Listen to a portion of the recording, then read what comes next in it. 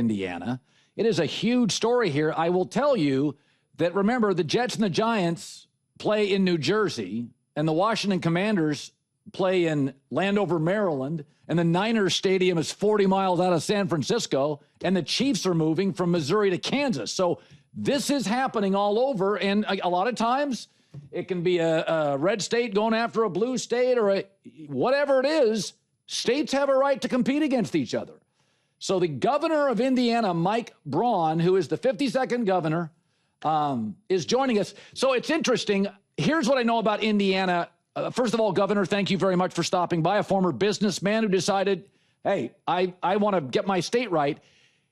You're not desperate. This is not a Hail Mary. Indiana economy is actually, I used to have a place in Salt Lake City, and they used to brag about Utah's economy. And I'm like, really? Indiana's economy is almost the Utah version of the Midwest. Tell people right now about how hot your economy is. So talked about a little bit earlier, Indiana's GDP growth, and we've been running it as a business for the nearly year and a half since I got elected. I brought in a bunch of private sector individuals to kind of get it in shape. We're getting a dividend at the cost end of the spectrum by running government more efficiently. And we've got the lowest unemployment rate in the Midwest. And think about GDP growth, twice as fast as your economy in Illinois and Ohio's, 3 times as fast as Kentucky's, 6 times as fast as Michigan's. We've got businesses moving in here, families, and where would you want to have your own business for the next 50 years? And all along, when I met the McCaskey brothers right here in the next room, I'm at the residence currently, we hit it off because I'm one of the few governors, hell, there was hardly anybody in the Senate that signed the front side of a paycheck, and we hit it off. And I just wanted to make sure it was an honest discussion, you know, not a bargaining chip. And I felt good from the get-go. We moved at the speed of business. They could see it, and here we are. Now, are the Colts upset? What's the reaction from the Colts? Well, we made sure that they were going to see that it was a win-win for them. And from the get-go, they love the idea. They've been behind it. And Indiana has kind of become like a sports center. We're the easiest place in the country to get to logistically. Yeah. NCAA is headquartered here. We just had the Hoosier miracle occur. And when it comes to things like high school basketball, that's Hoosier hysteria. The state is built around a lot of sports. And in this case, I think it fits in perfectly with what we do well already. Yeah, you also have the best airport in the country. I will confirm that. It is I think it's been voted the best airport in the country. It's great. So now, the knock is, Hammond, Indiana. Oh, it's just, I mean, God, take you forever to get there. What would you say to somebody that lives in the North Burbs, Wilmette, Kenilworth, and they say, oh, I got to get all the way to Hammond, Indiana? What would you say to that? Well, what I would say to everybody in the central part of Chicago and south, which I've got a feeling a preponderance of the fans come from, it's going to be easier to come to Hammond because you're coming in by train, by any way you choose to do it. It would take less time than going from Soldiers Field up to Arlington Heights. So yes, for some folks, center north, it'll be a little different, but you've got ways there with your train system. We've got now trains that go right near where the stadium's going to be built. And plus, once you get there, you're going to have elbow room. There's going to be tailgating going on. You couldn't do that. It was a logistics feat to get to Soldiers Field. And think about how much more stadium you're going to get built for the money in a place that's got a much lower cost of living and an economy that's on fire. Yeah, no, that is the advantage. I've said this. Stan Kroenke could afford to stay in Los Angeles when he moved the Rams because he's one of the richest guys in the world. But like, for instance, you know, the Maras, Maras are like, let's go to Jersey. We saw the Raiders left the Bay. They went to Vegas. Folks, not all, there's a handful of NFL owners that will, you know, they can handle a lot of it. But a lot of owners, they're looking like the McCaskeys. Do you think the McCaskeys, in your dealings with them, obviously they're excited about a new project, but when you started talking, did you have to kind of be delicate with this because most teams would rather play in that home state. Was it a little tender? Was it a tough negotiation or discussions early? Well, here's how it all went down. They had reached out to their governments 5 years ago, because when you knew your lease was coming to an end, you start planning way ahead. And of course, what has the area given them more of? Probably doubt about what it would be like, right, taking on a project this size.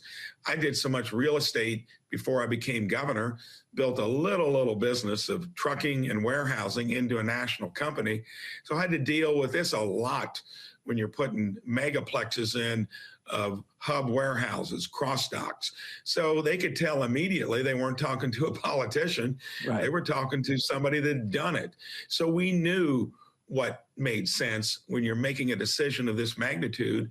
And from day one, when they were in the dining room right next to where I'm sitting, we had a good 2-hour meeting. They came to us, and all I was interested in is this going to be an honest discussion, not a bargaining ploy? And I just came out and said it, and I knew what we needed to do, and we made it easy. We moved at the speed of business from that first meeting, which would have been sometime before Christmas. And then when you got to get a legislature to come along, well, look what just happened in Illinois. I coordinated that with our legislature to get the bill passed the first time through, and to where they made a strong public statement at the same time they were interested in moving forward. So I wanted that to be done to show that it was moving in an honest way, honest brokers on both sides. Those are things you don't learn in government. You learn that kind of stuff in the private sector. Okay, so we can talk about this stuff. When is shovel in the ground moment? Like, what are we talking about here? So a lot of the due diligence has already been done. And in a real estate deal of this magnitude, we had to have the other entity, the city of Hammond, and Mayor McDermott is accommodating as the state government has. So we've gone through most of that. The critical point, I think, for the league and for the Bears was to get this decision happening, because it kind of closes the deal. And now the urgency of what needs to be done will be done on any big operation, big real estate deal. Make sure you dot your I's, cross your T's, do the due diligence, because we got plenty of time. I think their lease runs through. Bears fans, let me ask you something that should get this whole fan base thinking right away. What if the smartest move Chicago can still make this offseason is not the flashiest one, but the one Caleb Williams already knows can work? Because when you look at this Keenan Allen idea, it is not just about adding another receiver. It is about adding trust, route detail, third down reliability, and one more veteran voice to an offense that is trying to grow from exciting into truly dangerous. And that is why this story hits. The article you found says Dan Wiederer does not expect the Bears to move quickly at wide receiver, even with some concern around Rome Odunze's foot. That matches the broader picture. Chicago's current depth chart still leans on Odunze, Luther Burden III, Khalif Raymond, and younger options like Xavion Thomas, while Bears coverage has emphasized continuity and Burden's rapid improvement this spring. Now let's keep this real from the jump. This is not me telling you Keenan Allen to Chicago is about to happen. It is not official, it is not imminent, but it is absolutely the kind of move that makes football sense if the Bears decide they want one more stabilizer in the room. Allen is currently unsigned, and NFL.com noted this spring that he remained available while still being viewed as a smart, reliable possession receiver. So the door is open. The real question is whether Ryan Poles and Ben Johnson think they need to walk through it. And this is where Bears fans should really lock in. Chicago already has upside. Rome Odunze still carries major talent. Luther Burden is getting strong early buzz from the coaching staff. The Bears also added Khalif Raymond in free agency and drafted Xavion Thomas. Official team coverage has even said the offense should benefit from continuity and familiarity, with Ben Johnson feeling the Bears are off to a great start in OTAs. That is the positive jolt in all this. The offense is not broken. It is building. It is coming together. And that is exactly why a veteran like Keenan Allen becomes so interesting. He would not have to come in and save the room. He would come in and steady it. Because what does Allen still give you? He gives you clean routes. He gives you chain-moving catches. He gives you a quarterback-friendly target who understands spacing and knows how to get open when the play matters most.